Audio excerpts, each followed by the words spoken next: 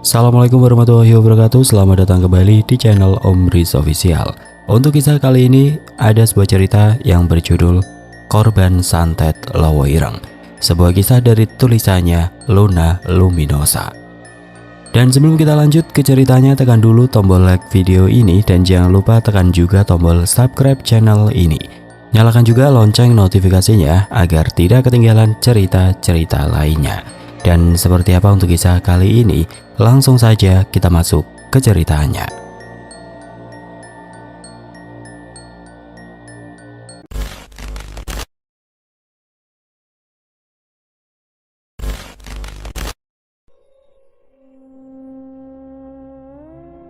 Apa itu tadi? Parto tersentak, nafasnya memburu, jantungnya seolah hendak meledak. Ia menoleh ke kiri lalu ke kanan, tapi aneh, dia tidak melihat ada siapa-siapa. Hanya dinding rumah yang dingin dan lembab, jam dinding yang berdetak lambat seperti detak waktu yang kehabisan tenaga. Terdengar seperti suara langkah kaki manusia, pelan, semakin lama semakin terdengar kencang.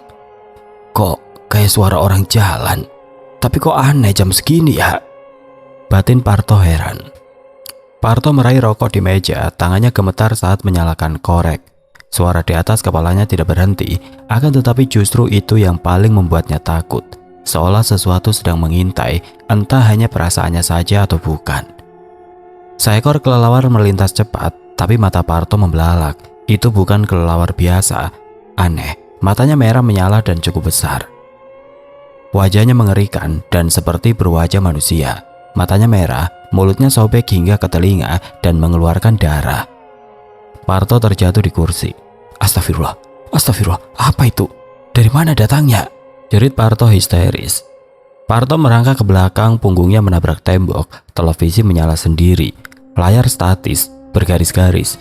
Dari balik suara dengung putih itu, terdengar bisikan perempuan, lirih dan merintih. Parto, Parto. Pergi kau, pekik Parto. Brak. Parto lempar remote ke televisi, tapi layar tetap menyala. Gambarnya berganti sendiri, kini berubah jadi jalan aspal dan ada motor yang ringsek. Genangan darah dan ada potongan kaki yang terlempar jauh. Apa ini? Parto menjerit dan mematikan TV dengan paksa. Tubuhnya basah oleh keringat, tangannya gemetar. Ia tidak tahu sebenarnya apa ini. Parto terdiam, dia pernah dengar cerita dari kampung sebelah tentang orang-orang yang mati mengenaskan. Tubuhnya tidak utuh, katanya karena dikirimi sesuatu. Ilmu hitam dari pinggir desa, yaitu santet Lowo Ireng. Dulu ia tertawa saat dengar itu, sekarang ia tidak bisa bertertawa lagi. Malam selanjutnya terdengar suara kokok ayam jam 2 pagi. Parto tahu ayam jantan tidak akan berkokok di luar waktunya kecuali jika ada yang tidak beres. Parto beranjak dari kasur. Di luar, bulan separuh digelayuti kabut. Angin dingin meniupkan bau amis seperti darah. Langkah kaki Parto terasa berat. Ia melongok dari jendela dan melihat seseorang berdiri di ujung jalan. Sosok hitam tinggi besar dan ada sayapnya. Matanya merah menyala. Dia juga berambut panjang menyerupai wanita. Mbak, kamu siapa? Tanya Parto, suaranya tercekat. Akan tetapi sosok yang dia kira perempuan itu tidak menjawab. Parto ketakutan, dia mundur dan berlari ke garasi mengambil motor. Parto berpikir jika dia pergi, mungkin sosok itu akan menghilang. Parto mengendarai motornya tanpa tujuan, membelah jalanan yang sepi, hanya suara mesin dan nafasnya sendiri yang terdengar. Akan tetapi Parto tidak sendiri. Bayangan hitam melintas cepat dari kiri ke kanan. Langit mendadak gelap, meski hari itu tidak mendung dan tidak ada tanda-tanda turun hujan. Lampu jalan satu persatu padam. Parto mempercepat motor. Tiba-tiba di depan seorang perempuan tanpa wajah berdiri tepat di tengah jalan. Kepalanya hanya kulit datar. Tidak ada mata dan mulut, akan tetapi ia seperti tersenyum dan memiliki sayap. Parto tidak sempat menghindar. Ia membelokkan stang, tapi ban selip. Motornya oleng, menabrak pembatas jalan. Wah! Tiba-tiba dari arah berlawanan truk tronton melaju kencang. Brak! Tubuh Parto terpental, roda truk menghantam perut, lalu kepala dan darah menyembur di aspal. Dagingnya tercacar, darah mengalir memenuhi jalan. Pagi harinya warga geger dengan penemuan mayat hancur dengan kepala tidak utuh. Tubuhnya hancur, Pak. Saya tadi melintas, mungkin ini tadi malam. Jelas salah satu warga yang pertama melihat. Motor gak ada yang rusak parah. Aneh ya, apa jangan-jangan tubuhnya mental ke seberang pas jatuh? Kamu tahu nggak?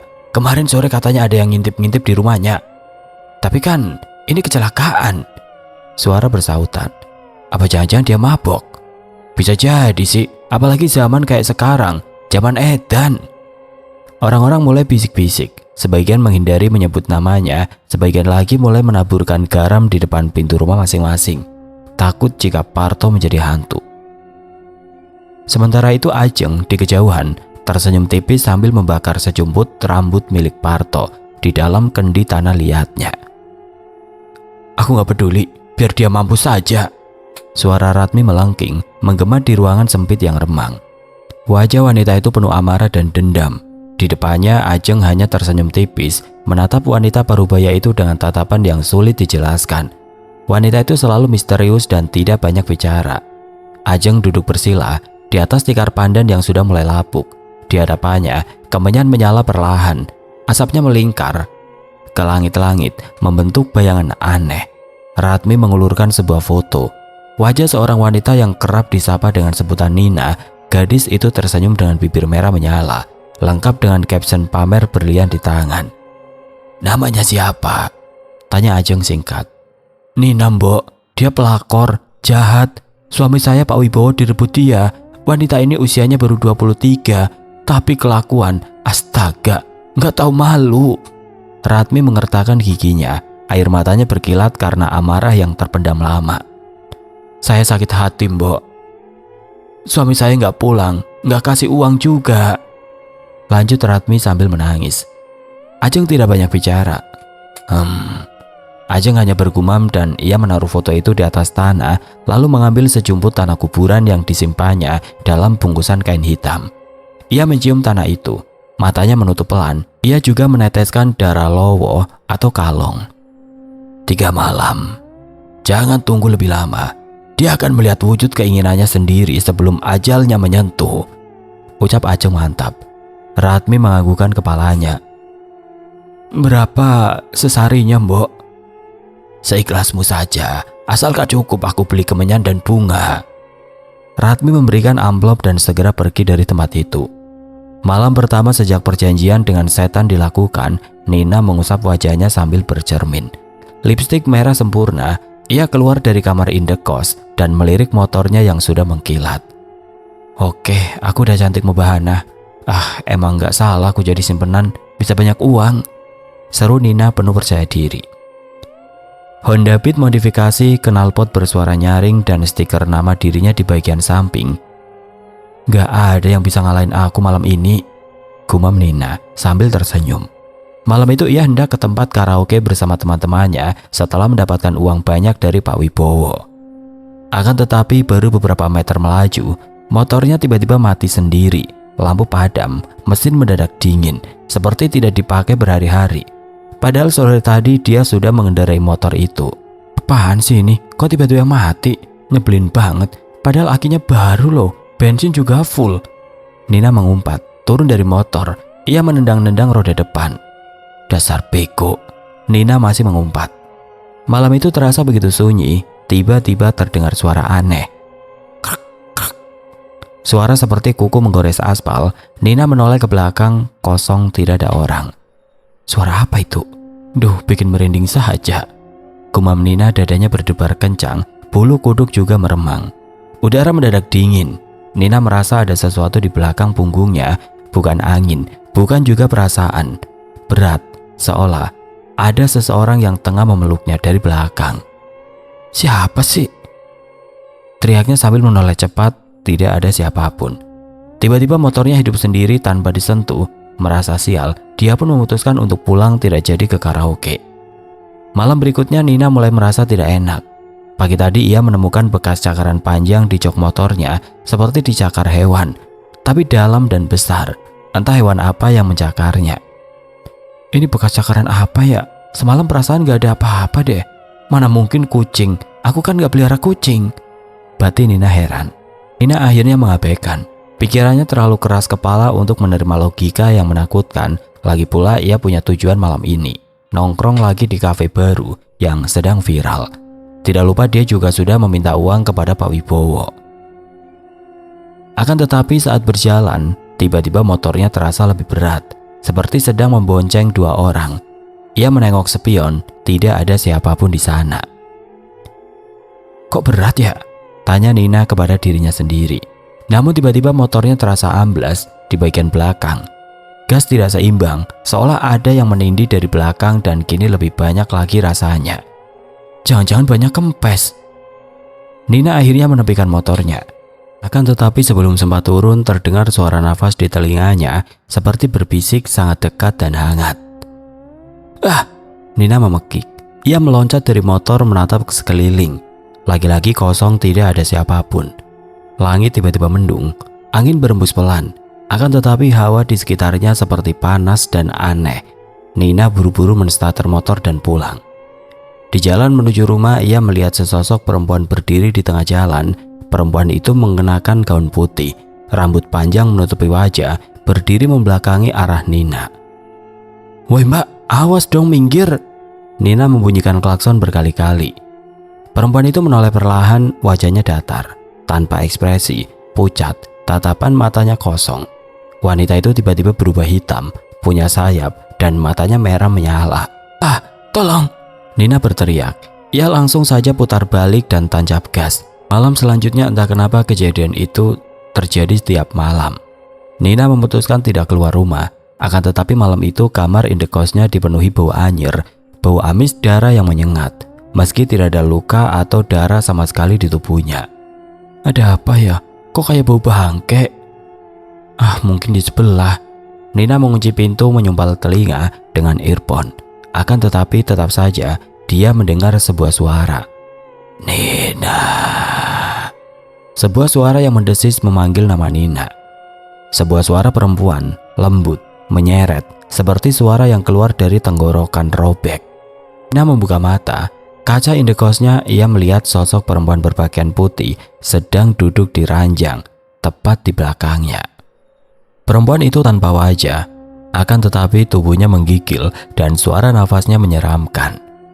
"Ah, siapa kamu? Kenapa ada di sini? Tolong aku!"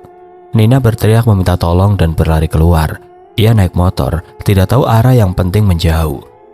Namun entah kenapa malam itu jalanan sepi. Ia melewati flyover arah tol dalam kota, angin dingin menerpa wajah, lampu jalanan berkedip tidak stabil. Tiba-tiba motor bergetar hebat, gas terkunci dan kehilangan kendali, rem tidak bisa dipakai. "Enggak, jangan!" Nina panik. Di spion ia melihat bayangan perempuan tanpa wajah itu duduk di jok belakang. Motor oleng, ia kehilangan kendali. Brak! Motor menabrak pembatas flyover. Bu Nina terpental jatuh ke jalur tol dari ketinggian 5 meter. Detik berikutnya sebuah bis antar kota melintas. Brak! Tubuh Nina terlindas, tidak bersisa, hanya darah dan potongan pakaian yang menempel di aspal. Keesokan paginya berita itu menyebar. Warga berkumpul saling berbisik, ada yang muntah dan ada yang hanya merekam. "Jangan pernah kembali ke warung itu, Mas. Sumpah, aku ngerasa ada yang aneh sama ayamnya," ucap salah satu pelanggan, Yusuf, pria berjaket kulit dengan raut pucat dan mata sembab. "Apa maksudmu, bro?" saut temannya sambil mengelap sudut bibirnya yang masih ternoda darah. "Gua muntah darah pas nyampe rumah, parah." Yusuf berdiri di balik etalase, menyaksikan kejadian itu dengan dada berdebar. Kedua pelanggan itu bukan orang sembarangan. Mereka pelanggan tetap, pecinta pedas level tinggi. Mereka yang biasanya tahan makan 5 porsi sekaligus, akan tetapi sekarang mereka muntah darah setelah makan ayam geprek buatannya. "Apa-apaan ini?" tanya Yusuf, tangannya gemetar saat menyentuh nampan berisi ayam goreng yang baru digoreng. Istrinya Rini datang dengan wajah bingung. "Mas, ada apa sih? Kok mereka kabur gitu ya?" tanya Rini heran. Yusuf menatap istrinya dengan mata yang sulit dijelaskan. Ia berpikir keras, ini semua bukan suatu kebetulan. Ini bukan cuma kebetulan, ini aneh dan seperti tidak wajar. Malamnya rumah Yusuf begitu sunyi. Biasanya suara kipas angin tua di ruang makan akan berderit-derit, tapi kali ini suara itu tenggelam oleh kesunyian yang mencekam. Yusuf duduk di ruang depan, menyalakan rokok sambil mencoba menenangkan pikiran. Tiba-tiba terdengar suara ketukan, tapi bukan di pintu, akan tetapi itu dari atas atap. Yusuf mendongak. "Rin, kamu dengar itu nggak?" tanya Yusuf kepada sang istri. Akan tetapi tidak ada jawaban dari sang istri. Yusuf berdiri dan berjalan menuju ke kamar, namun saat ia membuka pintu kamar, istrinya duduk di sudut ruangan. Wajahnya pucat, rambutnya acak-acakan, matanya menatap lurus ke arah Yusuf. "Rin," panggil Yusuf lirih. Perempuan itu membuka mulut, akan tetapi suara yang keluar bukan suara Rini.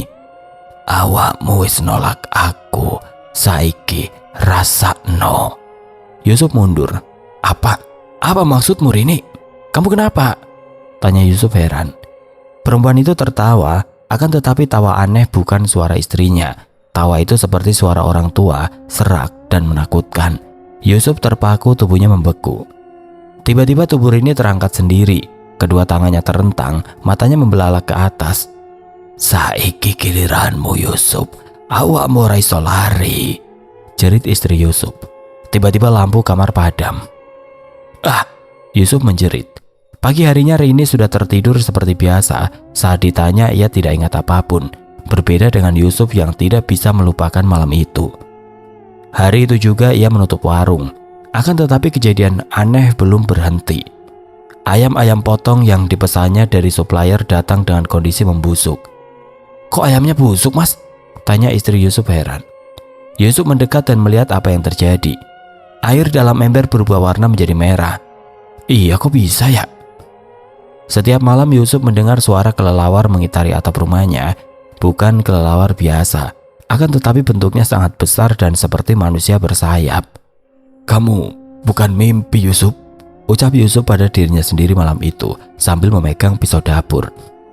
Yusuf duduk menanti menatap jendela yang terbuka. Angin malam masuk membawa aroma kembang setaman. Ia mencium bau itu setiap malam sejak insiden istrinya kerasukan. Tiba-tiba terdengar suara bunyi yang aneh. Suara gesekan di genteng. Yusuf langsung berdiri menghampiri jendela. Lalu tampak sepasang mata merah menyala menatap dari balik pohon mangga di halaman. "Allahu Akbar!" Yusuf melempar pisau itu. Akan tetapi mata itu justru tidak berkedip dan terus saja memandang ke arah Yusuf. Sosok hitam sebesar orang dewasa, bersayap, melayang turun, kuku-kukunya panjang. Wajahnya bukan wajah manusia, akan tetapi bukan juga binatang. "Apa itu? Tolong, tolong!" Yusuf berteriak. Lalu tiba-tiba gelap. Yusuf pingsan.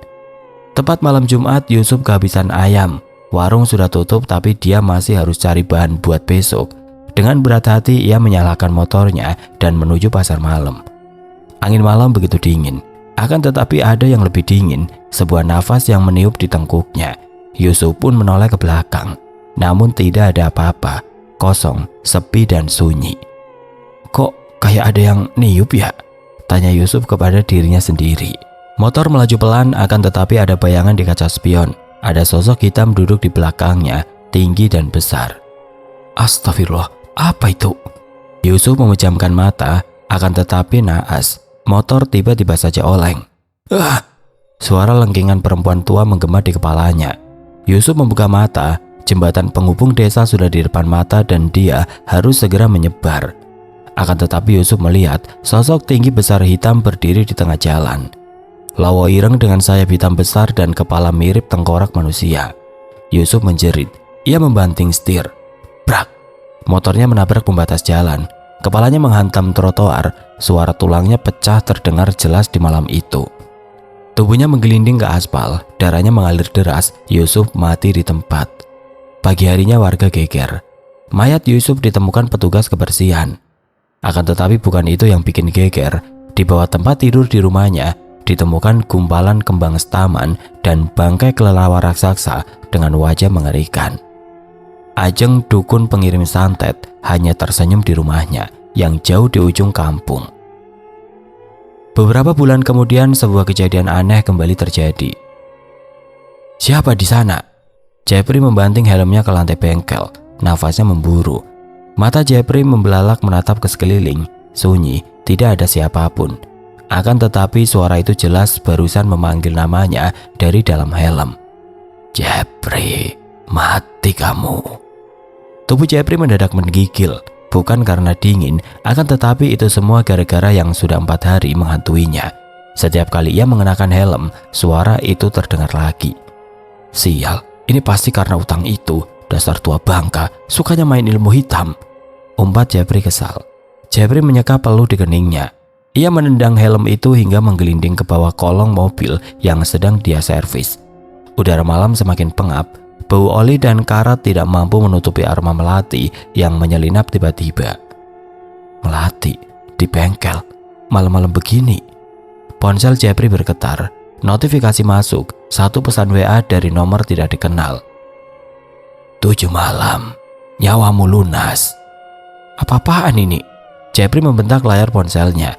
Ia segera mematikan notifikasi dan meraih sebotol air mineral, meneguknya kasar. Akibat cacian kepada laki-laki yang menagih hutang kepada dirinya beberapa hari yang lalu, membuat hidup Jeffrey tidak tenang.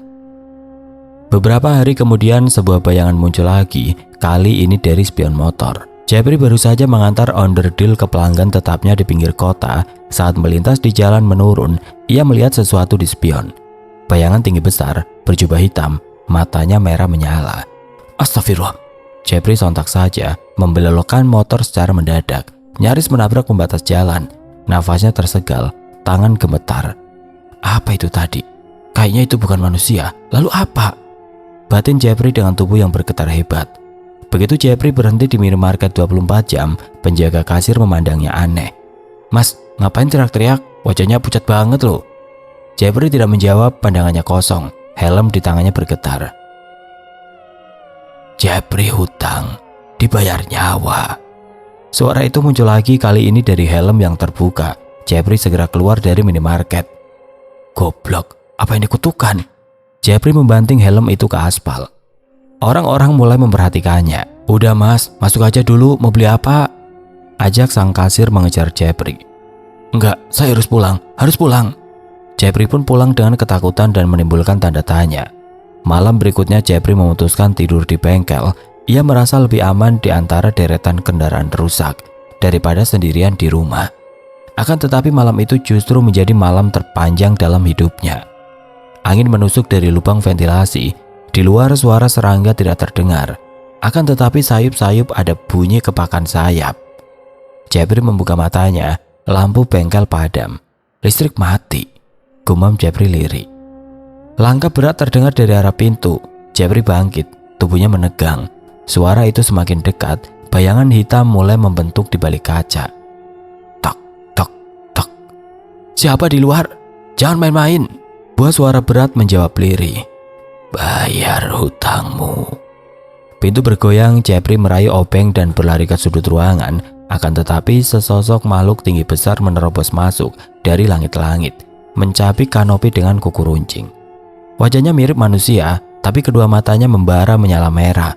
Giginya panjang mengkilap, sosok itu adalah Lowo Ireng. Jeffrey membabi buta memukul dengan obeng. Akan tetapi tubuh itu tembus pandang. Cakar hitam menyapu meja kerja, menjatuhkan semua peralatan. Makhluk itu tertawa. Suaranya seperti geraman bercampur lolongan. Jeffrey melarikan diri ke rumah tetangga sebelahnya. Keesokan harinya dia pun mulai berkemas-kemas saat itu. Aku harus pergi dari sini, harus pergi sekarang juga. Gumam Jeffrey sambil merapikan onderdil dalam box plastik. Jeffrey mengantar pesanan terakhir ke kawasan gudang logistik. Jalanan sepi, angin membawa bau amis dan bunga taman. Di tikungan terakhir, sebelum gudang, motornya tiba-tiba mati. Loh, kenapa nih? Aduh, mana aku nggak bawa alat-alat lagi. Lampu motor padam, helm di kepalanya mulai terasa berat. Dari dalam terdengar nafas berat, seperti ada yang bernafas di belakang telinganya. Jeffrey. Jeffrey menoleh, tapi tidak ada siapa-siapa. Mampus. Umpat Jeffrey menyalakan motor secepat mungkin. Ia berhasil kabur dan melesat dengan kecepatan tinggi. Akan tetapi dari spion ia melihat sesosok Lowo Ireng mengikuti dari udara. Tiba-tiba dari arah berlawanan lampu besar menyilaukan pandangan. Brak! Kecelakaan tidak terhindarkan. Truk box menghantam Jeffrey dengan keras.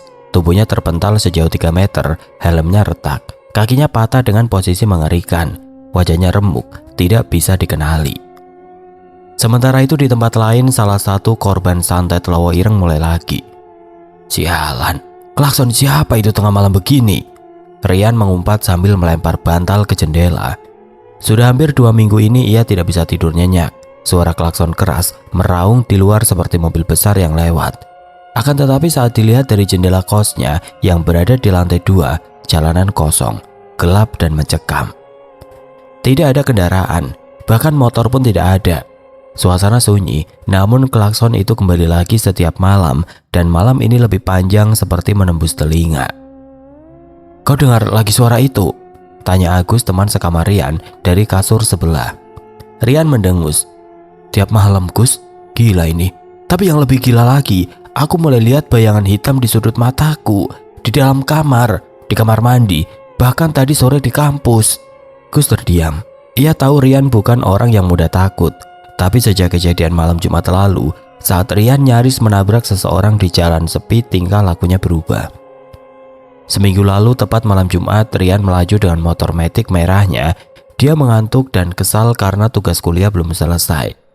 Di tengah jalan sepi di daerah perbukitan, tiba-tiba ada sesosok perempuan berdiri di tengah jalan. Rian menjerit dan membanting setir. Bukannya berhenti, ia malah kabur, meninggalkan perempuan itu. Gila. Dari mana itu orang datang? Tengah malam di tengah jalan begini.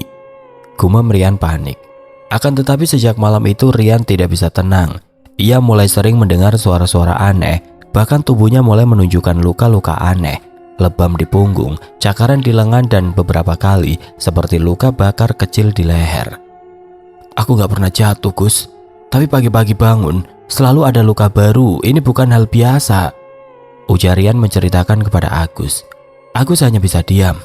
Malam itu Rian kembali terbangun. Kali ini bukan hanya suara klakson, akan tetapi juga suara kelepak sayap besar seperti kelelawar.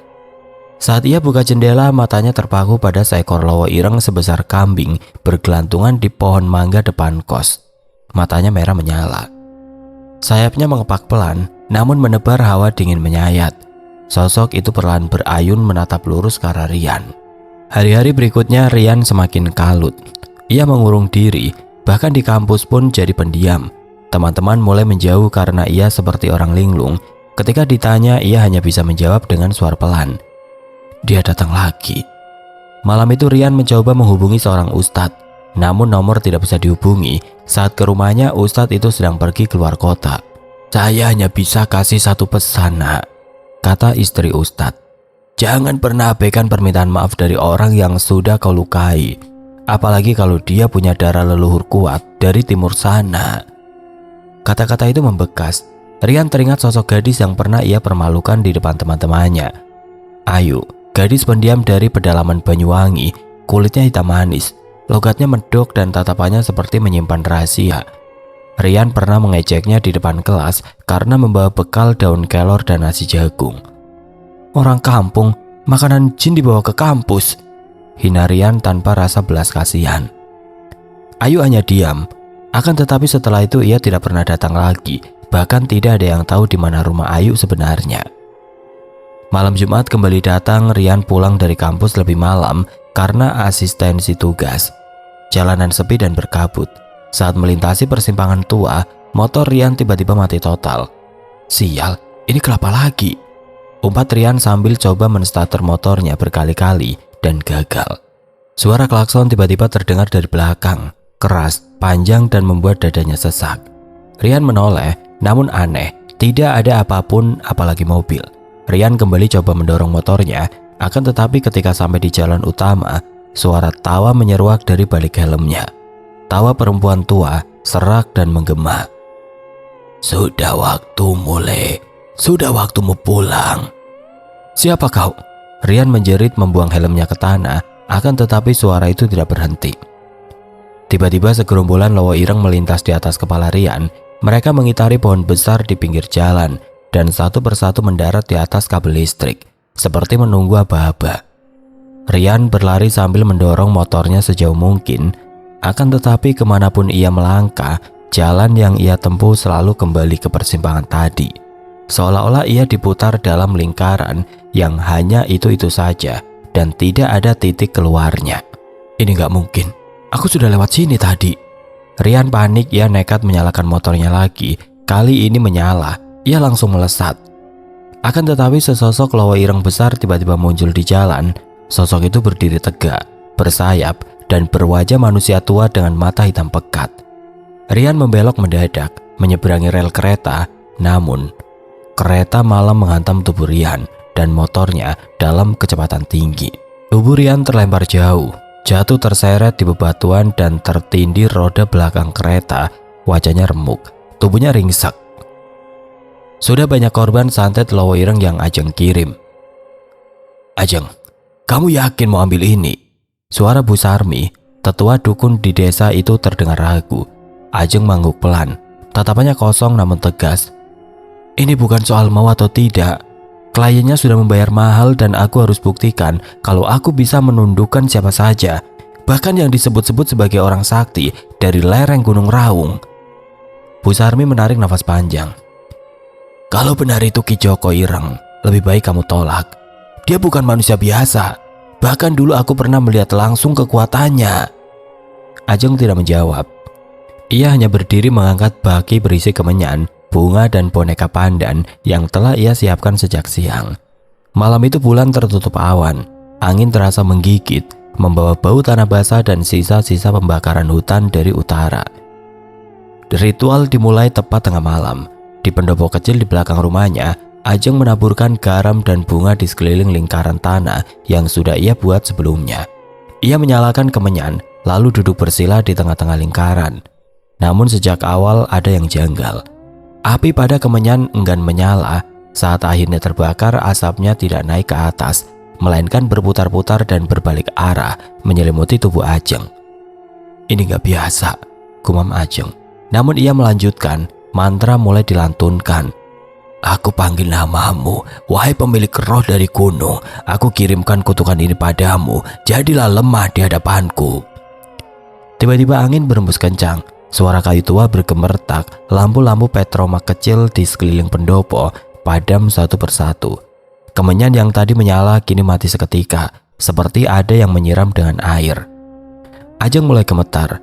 Suara berat dan dalam muncul dari balik gelap, bukan dari luar, tapi dari dalam kepalanya sendiri. Ajeng, kau pikir bisa menyentuhku? Mata Ajeng membelalak. Ia menoleh ke kiri dan kanan, tapi tidak ada siapapun. Hanya dia dan kegelapan. Siapa kamu? Tanya Ajeng dengan tubuh bergetar. Tawa rendah bergema di sekelilingnya, lalu hening seketika. Sejak malam itu segalanya berubah. Ajeng mulai mengalami hal-hal aneh yang tidak pernah ia alami selama menjalankan puluhan ritual santet sebelumnya. Di kamar tercium bau gosong setiap malam, meskipun ia tidak pernah menyalakan apapun. Saat ia membuka lemari, ada bekas jari-jari hangus di kain bajunya. Di dapur, air mendidih tiba-tiba tumpah sendiri. Semua panci yang ia cuci selalu berbau daging terbakar. Namun yang paling mengerikan adalah rumahnya seperti berubah bentuk. Setiap kali ia ingin keluar rumah, jalan setapak yang biasa ia lewati selalu berputar-putar dan kembali ke depan rumahnya sendiri. Kenapa ini? Kenapa jalannya muter terus? Ajeng mulai kehilangan arah dan yang lebih parah, mulai kehilangan kendali atas dirinya sendiri. Malam itu saat Ajeng sedang menyisir rambutnya, dia mendengar suara bisikan. Ajeng, kamu gagal. Ajeng terlonjak. Di belakangnya dia melihat sosok orang mengenakan kebaya hitam dengan mata putih kosong dan darah menetes dari bibirnya. Siapa kamu? Ajeng berteriak sambil melempar sosok itu dengan kendi. Akan tetapi sosok itu tiba-tiba menghilang. Ajeng akhirnya memutuskan kembali ke rumah Bu Sarmi dalam kondisi penuh luka dan linglung. Ia mengetuk pintu dengan tangan bergetar. Bu Sarmi membukakan pintu dengan wajah pucat. Kamu kenapa, Jeng? Kok kamu bau gosong? Wajahmu juga aneh. Ayo, masuk sini, ajak Bu Sarmi. Ajeng tersungkur di lantai menangis keras. Aku lawan orang yang salah. Dia bukan manusia. Dia Ki Joko Ireng, jelmaan iblis. Bu Sarmi mendadak pucat pasi. Kau gila. Kau benar-benar gila. Gunung Raung bukan tempat biasa, Ajeng. Di sana hanya ada satu orang yang dikenal sebagai dukun warisan leluhur keturunan darah hitam. Kalau kau sudah menyentuhnya, kau tidak akan bisa kabur. Tolong aku Aku gak bisa keluar dari rumahku. Aku muter-muter terus. Aku cium bau daging terbakar setiap malam. Aku hampir gila. Bu Sarmi menutup jendela dan membakar kemenyan di seluruh penjuru rumah. Aku cuma bisa lindungi kamu sementara di sini. Tapi ini tidak akan lama. Kau harus pergi, meninggalkan desa, pergi ke arah laut, cari pertapa tua di ujung tanjung. Dia satu-satunya yang mungkin bisa membantu kamu. Ajeng mulai perjalanan keesokan harinya. Akan tetapi dalam perjalanan menuju Tanjung, semua yang ia lewati seperti tidak nyata. Langit tidak pernah cerah, hutan seperti diam tidak bersuara, dan di balik pohon-pohon besar, ia melihat sosok-sosok hitam bertubuh tinggi, bersayap, dengan mata merah menyala. Lawa Ireng, santet yang dia gunakan justru saat ini menghantui dirinya sendiri.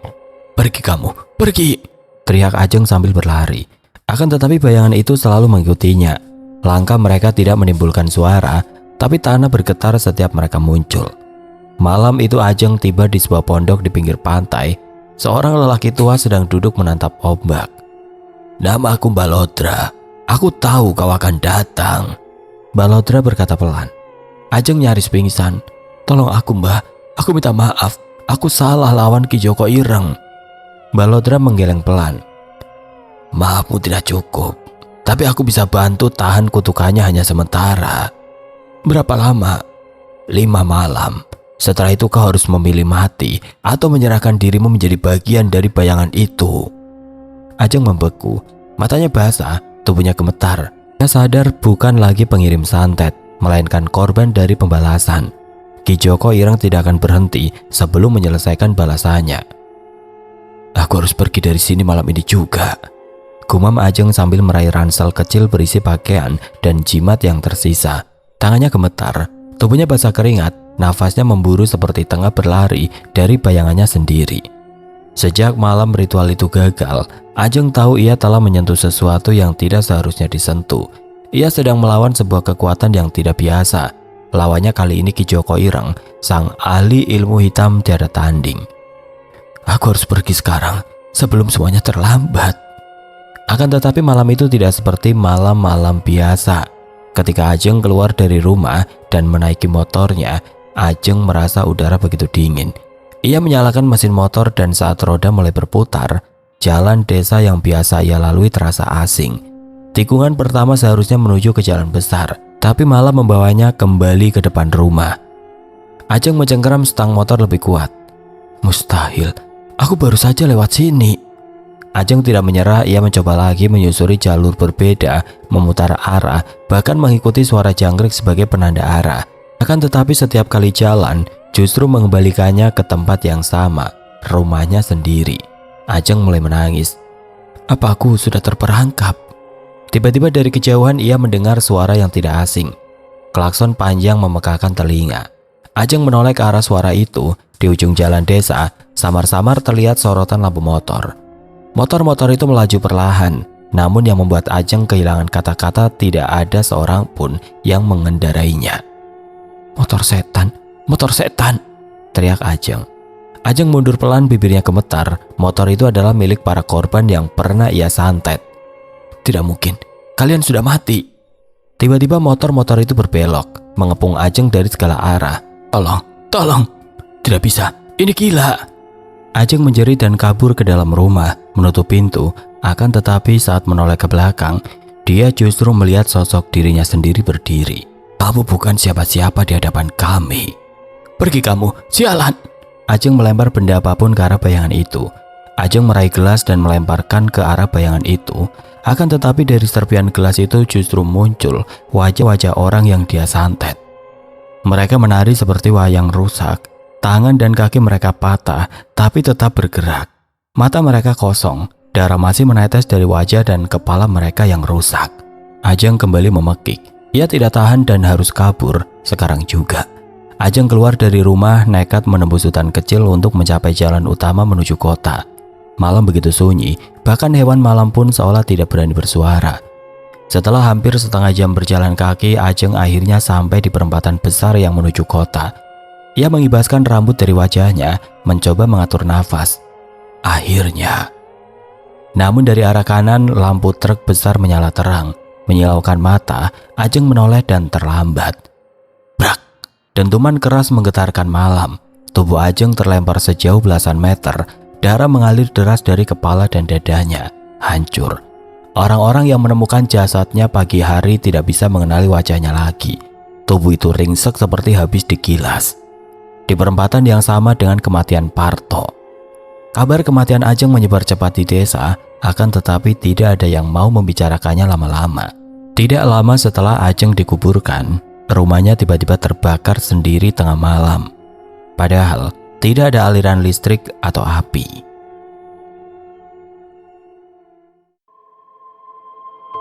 Oke teman-teman, sekian untuk kisah kali ini. Bagaimana menurut kalian tentang kisah ini? Tulis komentar kalian di kolom komentar. Dan buat teman-teman yang baru bergabung, jangan lupa untuk like, komen, share, serta subscribe channel ini. Dan nyalakan juga lonceng notifikasinya agar tidak ketinggalan cerita-cerita lainnya. Dan akhir kata, wassalamualaikum warahmatullahi wabarakatuh.